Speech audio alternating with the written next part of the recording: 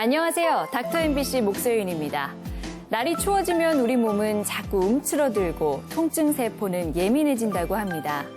평소 통증 관련 질환을 앓고 계신 분들이 요즘같이 쌀쌀할 때 더 심한 고통을 호소하는 게 바로 그런 이유 때문이라고 하는데요. 어깨 통증도 그 대표적인 사례죠. 오늘 이 시간에는 군산 소망정형외과 한창환 원장과 함께 다양한 어깨관절 통증에 대해 이야기 나눠보도록 하겠습니다. 쑤시고 결리고 불편하고 불쾌함을 넘어 고통으로 잠 못 들게 하는 어깨 통증. 최근에는 지나친 운동과 스트레스 등으로 젊은 층에게도 쉽게 발생하고 있습니다. 정형외과 전문의 한창환 원장과 함께 어깨관절 통증의 종류와 치료법에 대해 이야기합니다.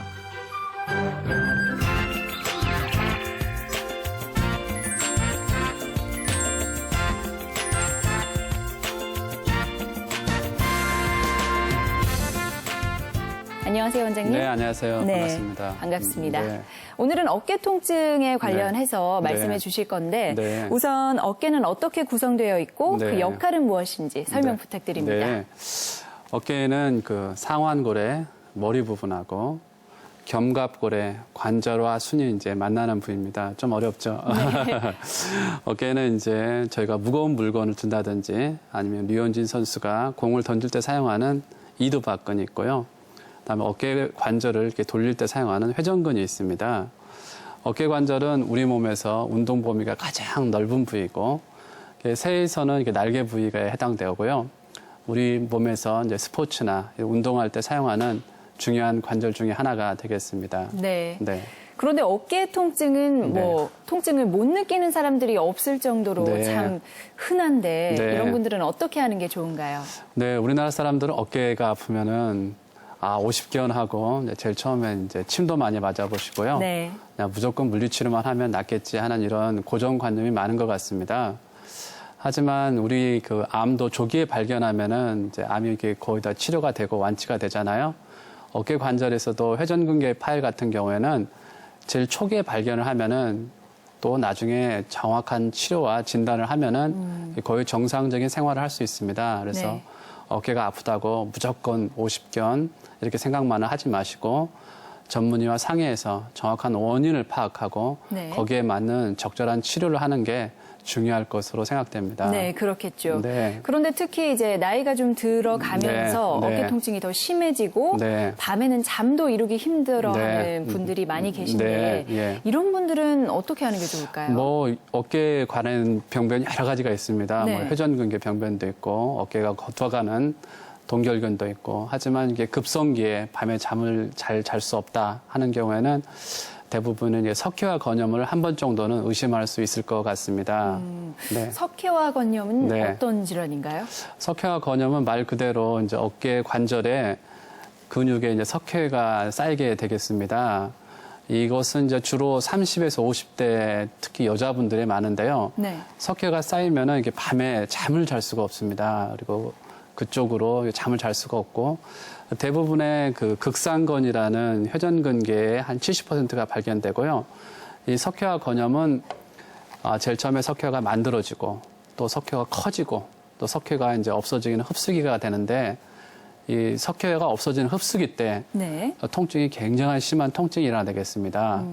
그래서 이제 그 원인은 이제 잘 모르지만은 우리의 그 근육세포가 뭐 다친다든지 아니면 나이를 든다든지 이런 퇴행성 변화에 따라서 이 정상적인 근육세포가 석회를 만들어내는 세포로 이렇게 변화하기 때문에 생긴 것으로 생각됩니다. 네. 어깨에 심한 통증을 불러일으킬 수 있는 석회화 통증에 대해 이야기해주고 계신데요. 네. 그러면은 진단은 어떻게 하나요? 진단은 이렇게 급성기 통증 때 대부분 이제 병원에 가보시잖아요. 네. 병원에 가서 이제 엑스레이를 찍어보면은 어깨에 이제 하얗게 석회가 보이는 것으로서 진단은 아주 쉽게 되겠습니다. 네. 네. 그러면은 이제 네. 치료가 궁금한데요. 네. 아무래도 너무 통증이 심하기 때문에 통증을 없애기 위해서 이렇게 소염 진통제나 물리치료를 함으로써 가능한 수술을 하지 않고 비수술적인 요법으로 해보는 것을 권하고 있습니다. 하지만 통증이 너무 심한 경우에는 주사바늘 이용해서 석회화 그 부위를 뭐 초음파 같은 것을 이용하면 더 좋고요. 그래서 뽑아내면은 급성기 통증이 이제 사라지는 경우도 있습니다. 하지만 요새는 그 충격파라는 그런 좋은 치료가 나와 있습니다. 그래서 충격기를 대면은 세포의 그 활력을 조금 더 신진대사를 또 증진시키고 또 통증에 관계되는 신경을 조금 완화시켜서 석회화 건염의 치료에 도움이 되기도 합니다. 네. 만약 재활 치료를 받아도 네. 이게 완화되지가 않는 경우에는 네. 어떻게 해야 하나요? 대부분의 경우에서는 이제 물리치료나 주사요법, 이렇게 비수술적인 요법으로서 대부분이 호전이 되는 경우가 있는데요. 그래도 이제 호전이 안 되는 경우는 이제 어쩔 수 없이 이제 관절 내시경을 이용하게 되겠습니다. 관절 내시경은 한 1cm 이하의 작은 구멍을 통해 가지고 직접 관절경을 넣으면서 병변별을 보면서 또 석회화 건염뿐만 아니라 회전근개 병변 같은 것도 같이 보면서 치료를 합니다. 그래서 석회화 건염 물질을 이렇게 뽑아주면은 아주 간단하게 치료를 할 수가 있게 되겠습니다. 네. 네. 앞서 석회가 근육에 네. 쌓인다 이렇게 네. 표현을 해주셨는데 네. 그러면 근육 속에 네. 쌓여 있는 그 석회를 전부 다 제거해 줘야 하는 건가요? 병변이 너무 큰 경우는 이제 그 쌓여 있는 근육까지 전부 다 제거한 다음에 다시 그 회전근개 병변을 다시 꼬매주는 그런 좀 수술이 커지는 경우도 있는데 네. 대부분의 경우에서는 그 석회화 물질을 이렇게 뽑아주면은 통증이 많이 사라지게 되겠습니다. 그렇군요. 네. 그러면 석회화 건염 외에 네. 또 어깨에 통증을 유발할 수 있는 것들이 많이 있을 것 있죠. 같은데 네. 어떤 것들이 있나요? 우리가 흔히 알고 있는 어깨가 굳어가는 이제 동결견이라든지 네. 아니면은 그 여러 가지 말씀드렸다시피 어깨 아픈 거에서 대부분을 차지하는 회전근개가 이렇게 손상되는 그런 경우도 있게 되겠습니다. 네. 또 뭐 네. 오십견 조금 네. 전에도 이야기하셨지만 네. 흔히 알고 있는 오십견은 뭐고 네. 또 방금 말씀하신 네. 회전근개 파열 이거랑은 어떤 차이가 있는 건가요? 저희가 이제 화상을 입으면은 제일 처음에 염증이 심해지잖아요. 그 다음에 나중에 화상 입은 환자들 보면은 움직일 수 없을 정도로 굳어가잖아요. 네. 마찬가지로 어떤 염증 다음에 굳어가는 것은 이제 동결견이고 그야말로 회전근개는 어깨 근육을 이루는 회전근개가 파열되는 그런 게 되겠습니다. 그래서 이런 회전근개 파열이 되면은 동결근과는 달리 적극적인 치료가 요구되겠습니다. 네. 그럼 회전근개 손상은 네. 어떻게 진단하고 치료하죠? 회전근개 손상은 이제 의사가 환자를 봄으로써 이렇게 들어본다든지 네. 아니면 팔을 이렇게 들어보고 있으면 유지를 못하고 팍 떨어뜨리기도 합니다.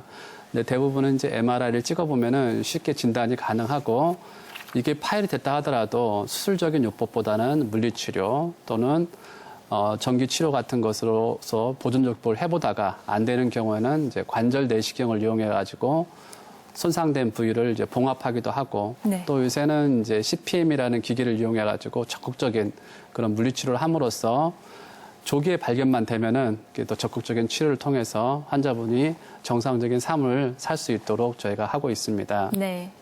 마지막으로 어깨 통증 때문에 고민하시는 분들께 한 말씀 부탁드릴게요. 네. 어깨 그러면은 정상적인 어깨 관절 하면은 이렇게 떡 벌어진 어깨로 표현하고 있습니다. 그래서 어깨는 사람의 자신감 또는 모든 책임감을 의미하는데요.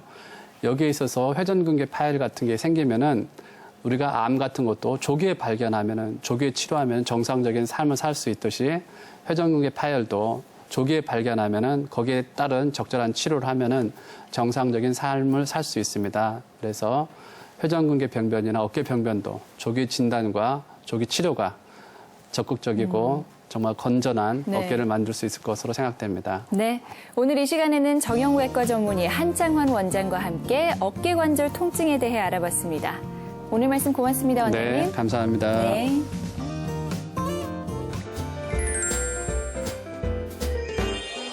건강한 삶에 대한 관심이 높아지면서 더 젊게 보이고 싶은 안티에이징 시술에 관한 관심도 높아지고 있습니다. 그중 주름 치료는 안티에이징 시술의 대표격이라고 할 수 있는데요. 그래서 오늘 이 시간에는 군산 파티마의원 조상곤 원장과 함께 주름의 치료와 예방법에 대해 알아보도록 하겠습니다. 피부 건조가 심해지는 계절, 건조한 피부는 주름이 쉽게 생겨 노화를 앞당기게 됩니다.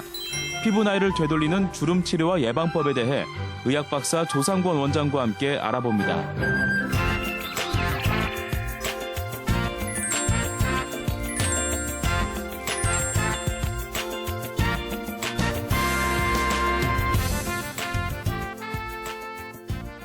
안녕하세요, 원장님. 네, 안녕하세요. 네.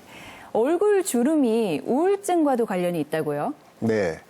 우리나라 인구의 약 250만 명이 우울증을 앓고 있다고 합니다. 네. 그런데 이렇게 우울증을 앓고 있는 분들은 얼굴에 우울한 감정을 나타내는 그런 주름들이 있습니다. 이를테면 찡그린 미간주름이라든지 깊게 파인 입꼬리 주름 같은 것들이 그런 것들인데요. 이런 주름을 개선시켰더니 우울증이 호전되었다는 그런 연구 결과가 발표된 적이 있습니다. 수년 전에 미국 성형 관련 학회지에 소개된 내용인데요. 우울증을 앓는 환자들의 미간에 보톡스를 주사하고 2개월 후에 심리학자들이 우울증의 정도를 측정했더니 네. 10명 중에 9명이 우울증이 호전되었다는 그런 연구 보고가 있었습니다. 네. 미국 정신의학회에서도 우울하고 슬픈 감정은 주름진 이마나 찡그린 얼굴 근육에 의해서도 나타날 수 있다고 이렇게 말한 바 있습니다.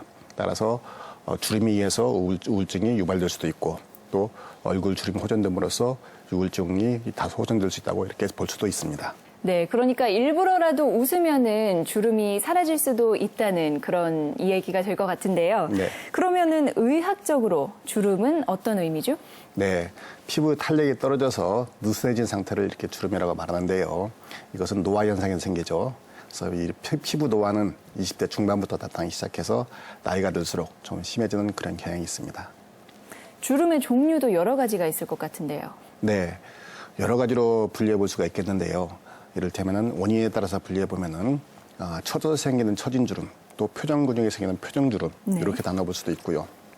또 주름의 위치에 따라서 이마에 생기는 이마주름도 있고, 그다음에 눈가에 생기는 눈꼬리주름, 그다음에 뭐 팔자주름, 그다음에 입주름, 목주름 이렇게 위치에 따라 분류해 볼 수도 있고요. 또 주름의 정도에 따라서 뭐 건조주름, 잔주름, 다소 처진 주름, 깊은 주름 이렇게 나눠볼 수도 있겠습니다. 네. 하지만 치료 관점에서 볼 때는 이것이 처진 주름이냐 아니면 표정 주름이냐가 중요하겠고요. 그다음에 그 주름의 정도, 그러니까 뭐 잔주름이냐 깊은 주름이냐 이런 것들이 치료 관점에서는 중요하다고 할 수 있겠습니다. 네. 그러니까 주름의 종류에 따라서 이제 치료 방법이 달라진다는 말씀이신데 네. 그럼 먼저 표정 주름에 대해서 좀 말씀해 주시겠어요? 네, 우리 표정 주름이라는 것은 말 그대로 우리가 뭐 웃거나 울거나 찡그리거나 이런 표정을 지을 때 생기는 주름을 말하는데요. 이를테면은 젊을 때 이렇게 눈술을 많이 치는 분들은 나이가 들면서 눈꼬리에 주름이 생기죠. 네. 또 미간을 찡그리는 분들은 미간에 깊은 주름이 생기죠. 이런 것들이 표정주름입니다. 그런데 이런 표정주름의 치료에 대표적인 것은 바로 우리가 잘 알고 있는 보톡스, 보tulinum 톡신인데요. 이 보tulinum 톡신 이외에도 만약에 깊은 주름골이 생긴 경우에는 보톡스와 함께 필러를 같이 사용하기도 합니다.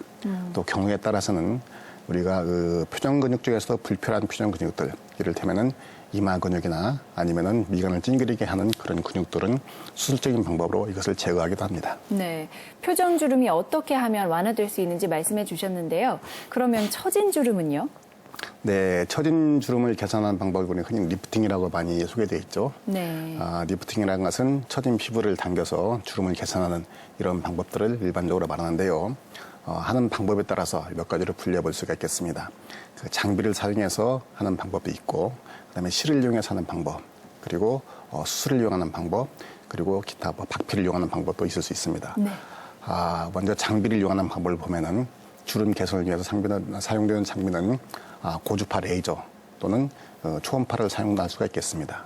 고주파 레이저를 사용하는 장비는 우리 근막에, 피부 밑에 근막에 강한 열자극을 주어서 근막이 일시적으로 손상을 일으킵니다. 그래서 이것이 회복되는 과정에서 콜라겐을 합성시키고 그 과정에서 콜라겐에 의해서 피부 주름이 개선되는 그런 효과를 기대하는 것이고요. 네. 그에 대한 대표적인 장비가 우리가 잘 알고 있는 써마지라는 그런 장비가 있습니다. 그리고 또 초음파를 이용한 장비는 역시 초음파를 이용해서 같은 원리로 콜라겐을 합성시켜서 주름을 개선시키는 이런 장비가 되겠고요. 이것들이 대표적으로 가장 잘 알려진 것이 울세라라는 장비가 있고 기타 여러 가지 장비가 있습니다. 네. 여러 가지 치료 방법들에 대해서 말씀해 주셨는데 혹시 최근에 주목을 받고 있는 시술 방법이 있나요? 네. 그 방금 말씀드렸듯이 주름을 개선시키는 방법이 장비를 이용하는 방법, 실을 이용하는 방법, 수술하는 방법이 있다고 했는데 최근에는 실을 이용하는 방법들을 환자분도 많이 선호하고 이 방법에 대해서 많은 관심들이 있습니다. 실을 이용하다 보니까 사용하는 실이 중요하겠는데요. 실은 녹는 실과 녹지 않는 실이 있습니다. 네.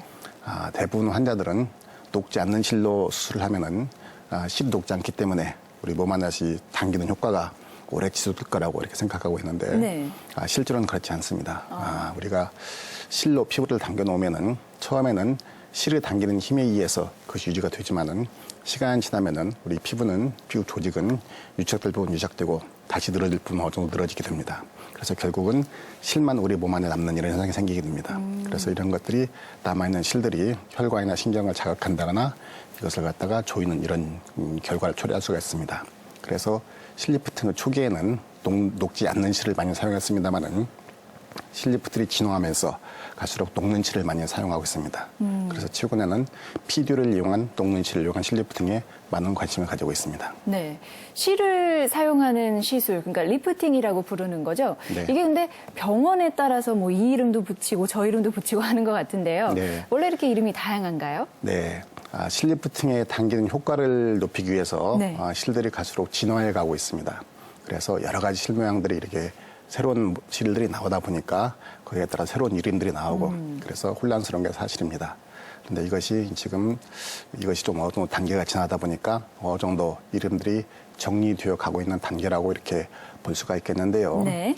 PDO를 위한 실리프팅의 초기 단계에는 그 PDO라는 그 녹는 실, 매끈한 실을 그대로 이용해서 피부를 당겨준다거나 아니면 진피에 삽입하는 이런 방법을 많이 했습니다.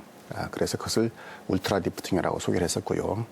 그 다음 단계는 이 실들을 이 나사마야로 꼬아서 우리 늘어진 피부를 당겨주는 이런 시술을 하고 그것을 효리 리프팅이라고 이렇게 소개하였습니다. 네. 그 다음 단계에서는 이것을 실에 대해서 이 우리 낚싯바늘이나 가시처럼 여러 개의 많은 돌기를 만들어서 이 돌기들이 우리 늘어진 피부를 당겨주고 잡아주고 그리고 이것들이 분해되어 가면서 우리 몸 안에서 콜라겐 합성을 주도해서 수축 효과를 유도해주는 그런 실들이 많이 나왔고 그런 실들이 돌기 모양이나 방향에 따라서 마이너스 리프팅이나 마이너스 리프팅 아니면은 V랑 리프팅, 오메가 리프팅 이렇게 소개되고 있습니다.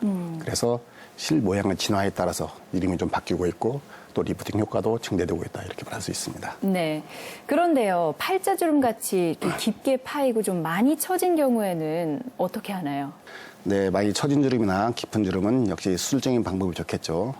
수혈적인 방법은 안면 거상술, 그다음에 그 이마주름, 목주름 수술 이렇게 있겠습니다. 안면 거상술은 귀 앞에서 귀 뒤로 절개한 이후에 피부와 근육을 박리하고 그리고 늘어진 근육을 당겨서 고정시켜주고 남는 피부를 절개해주는 방법이 되겠습니다. 네. 이마주름 수술은 머릿속에 몇 개의 작은 구멍을 내서 내시경을 넣어서 골막을 박리한 이후에 불필요한 이마 근육을 제거하고 이렇게 당겨주는 수술이 되겠고요. 목주름 수술은 이 턱 밑에 처져 있는 지방을 제거한 이후에 목에 늘어진 근육을 당겨서 팽팽하게 봉합해주고 그다음에 남는 근육을 피부를 재배치시켜주는 이런 방법이 되겠습니다. 네. 뭐 고민이 되시는 분들이라면 주름 때문에 고민이 되시면 이런 시술 방법을 받는 것도 좋겠지만 평소에 좀 느리게 진행되게 하는 것도 좋을 것 같아요. 주름을 예방하는 방법엔 어떤 것들이 있을까요? 네, 주름 예방에는 뭐니 해도 보습과 자외선 차단이 제일 중요하죠. 그래서 보습을 위해서는 하루 2리터 이상은 수분 섭취하는 게 중요하겠고요. 그다음에 수시로 보습제를 발라주는 것도 중요합니다. 자외선 차단을 위해서는 외출할 때 자외선 차단제를 발라주시고 그리고 외출할 때 모자나 양산으로 햇빛을 가려주는 것도 중요합니다. 불편하게 찡그린다거나 아니면 흡연을 삼가주는 것도 주름 예방에 좋겠고요. 네. 그다음에 항산화제가 많이 들어있는 비타민 C나 E 같은 이런 신선한 채소나 과일을 많이 섭취하는 것도 주름 예방에 도움이 됩니다. 결론적으로 말해서 수분 충분히 섭취해 주시고 보습해 주시고 자외선 차단해 주시고 그럼에도 불구하고 주름이 생겼을 때는 주름골이 깊어지기 전에 조기에 적극적으로 치료하자 이렇게 말할 수 있겠습니다. 네. 오늘 이 시간에는 의학 박사 조상곤 원장과 함께 주름의 치료와 예방법에 대해 알아봤습니다. 고맙습니다, 원장님. 네.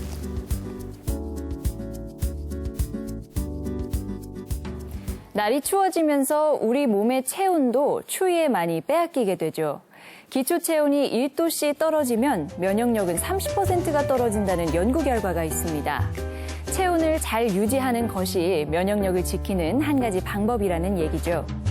겨울철에는 모자를 써서 외부로 빼앗기는 열을 줄이고 낮 시간에는 꾸준한 운동으로 체온을 높이는 방법도 좋고요. 또 따뜻한 물을 자주 마셔서 체내 온도를 유지시켜주는 것도 도움이 된다고 합니다. 작은 생활 습관으로 체온도 지키고 면역력도 지킬 수 있습니다. 제가 준비한 소식은 여기까지입니다. 저는 다음 주 이 시간에 다시 인사드리겠습니다. 고맙습니다.